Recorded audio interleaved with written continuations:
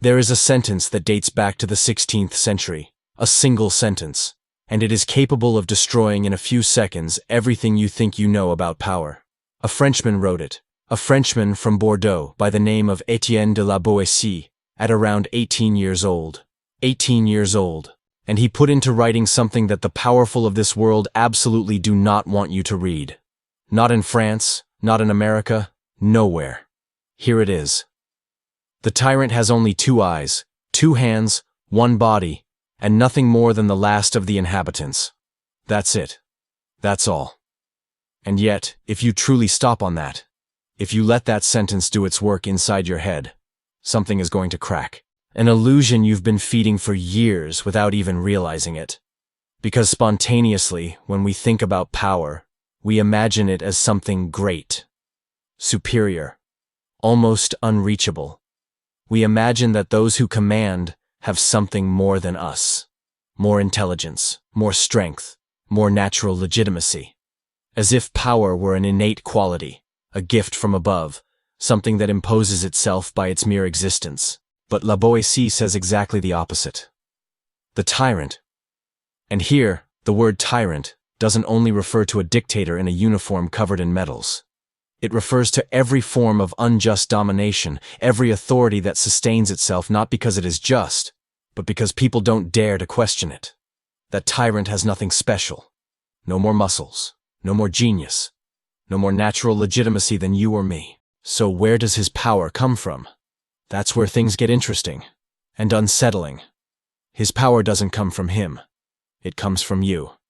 And this isn't only a 16th century Frenchman saying so. Americans have said it too, with their own words, at critical moments in this country's history.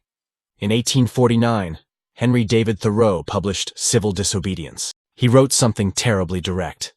An unjust government only holds because citizens continue to fund it, obey it, and lend it their silence. His conclusion? It's not enough to vote against what you disapprove of. You must stop participating in it. Thoreau was ready to go to prison rather than pay taxes funding slavery and war. For him, the most courageous moral act wasn't shouting in the streets, it was withdrawing consent. Frederick Douglass, a formerly enslaved man who became one of the most powerful voices of 19th century America, said something that few people still quote today, even though they should. Power concedes nothing without a demand. It never did, and it never will. What he was saying, at its core, is exactly what La Boétie had understood 2 centuries earlier. Power doesn't voluntarily step back out of goodness. It only retreats when those it relies upon stop supporting it. A single man, even armed to the teeth, cannot control an entire people. It's mathematically impossible. He cannot watch everyone at the same time. He cannot strike everyone simultaneously. He cannot make every decision alone, in every domain, for every person, at every moment. What makes him powerful is not what he is. It's what others do for him. They obey. They carry out his orders. They defend him, sometimes with more conviction than he would defend himself. They keep the machine running. They sign the documents. They guard the doors. They collect the taxes. They enforce the rules. And in doing so, they allow him to exist as a tyrant. Take all of that away. Just for a second. Imagine nobody plays along. That the guards go home. That the officials refuse to sign. That the soldiers put down their weapons. What's left of the tyrant? A lone man with his 2 hands and his 2 eyes. Exactly like you. That's not naivety. That's pure mechanics. And La Boétie goes even further. He doesn't just say that power rests on obedience. He says something far more dizzying. The most solid servitude is not the one imposed by force. It's the one voluntarily accepted, the one we no longer even see, the one that has become so normal that we no longer ask why it exists. That is the real bomb inside this text. Voluntary servitude. And here, another American steps in. Noam Chomsky, in his book Manufacturing Consent, describes how modern power systems no longer need to hold a gun to your head. They shape what you believe to be reality. They decide what is worth being seen, heard, debated, and they let you believe you are freely choosing, when in fact the options presented to you have already been filtered, sorted, and pre-approved. This isn't constraint anymore. It's the manufacturing of consent, and it is far more effective. We no longer obey because we fear immediate punishment. We obey because it has become a reflex, because habit is stronger than constraint, because we were shaped from childhood to see certain forms of authority as natural, legitimate, unavoidable. And here I ask you directly, have you ever obeyed something without truly knowing why? Not out of conviction, not because you had analyzed the situation and concluded it was right, but simply because that's how things are done? Because everyone does it? Because doing otherwise seemed strange, even dangerous? If yes, then you understand exactly what La Boétie is talking about. Martin Luther King Jr. understood it too. From his jail cell in Birmingham in 1963, he wrote something that official America has since carefully softened in school textbooks. He wasn't addressing the segregationists. He was addressing the white moderates, those who privately disapproved of injustice, but publicly preferred order to justice. He called them the greatest obstacle to freedom, not the extremists. The reasonable people who stay silent. Those who prefer a negative peace, the absence of tension, over a positive peace built on real justice.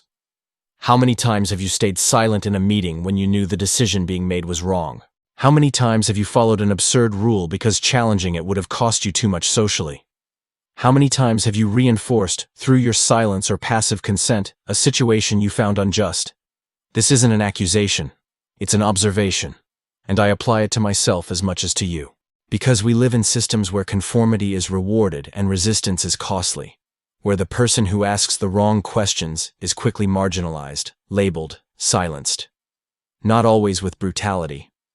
Often with something far more subtle, ridicule, social exclusion, the gaze of others. And that is precisely why voluntary servitude is so effective. It doesn't need a prison.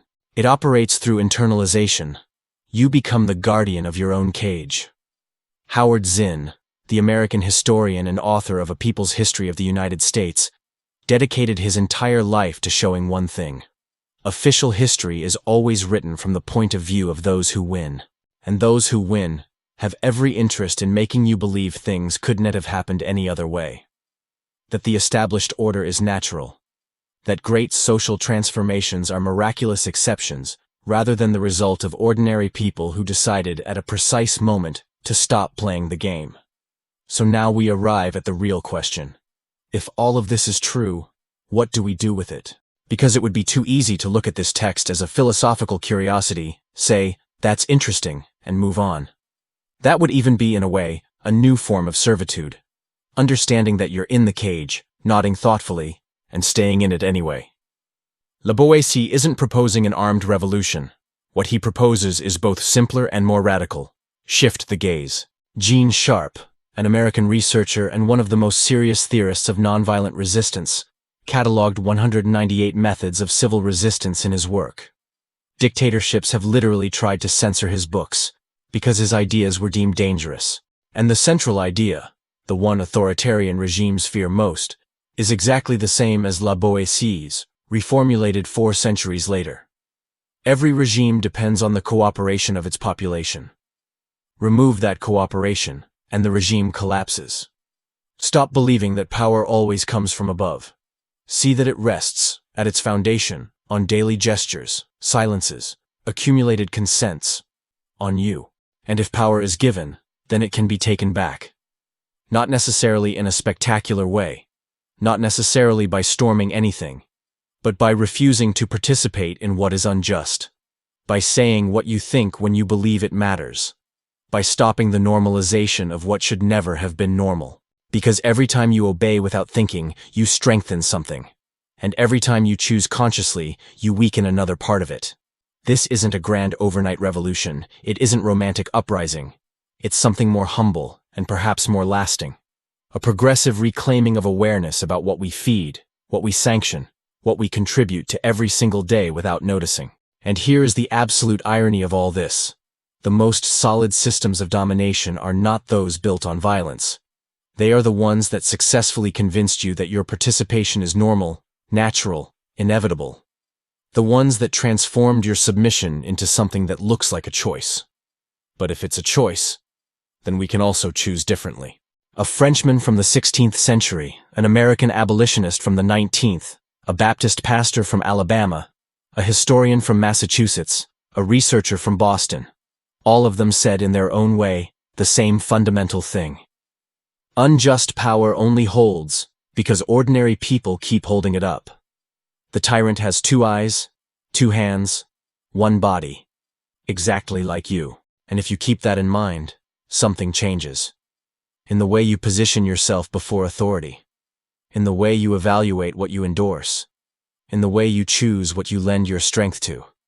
This text was written nearly 500 years ago on the banks of the Garonne River in France, and it echoes today on both sides of the Atlantic with the same relentless clarity. The tyrant only exists because people make him exist.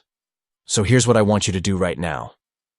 If this video made something shift inside you, if even one sentence made you stop and think, share it with one person. Just one. Someone who needs to hear this. Because that's how ideas that actually matter travel. Not through algorithms, not through advertising, but through people who decide that something is worth passing on. And if you want to go deeper, if you want to keep questioning power, systems, and the invisible mechanisms that shape your daily life, subscribe. That's what this channel is built for. Not to give you answers. To give you better questions. The tyrant only exists because people make him exist. You decide what you make exist.